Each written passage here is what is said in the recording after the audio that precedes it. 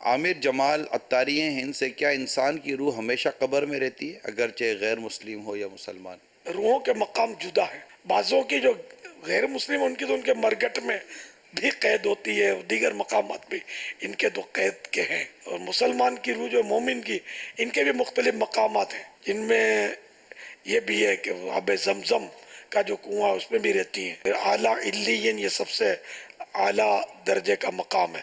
وہاں انبیاء کرام، اولیاء کرام اور اللہ جن پر کرم فرمائے گا ان کی روحیں وہاں بھی رہیں گی.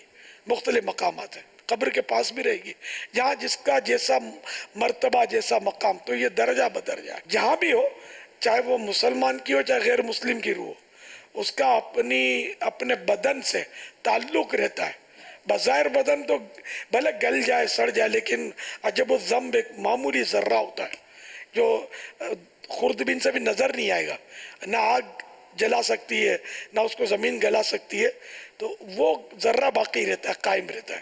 تو وہی اصل بدن کی اسی پہ ترکیب دوبارہ بھی ہوگی، تو اس سے اس کا تعلق رہتا ہے بدن سے.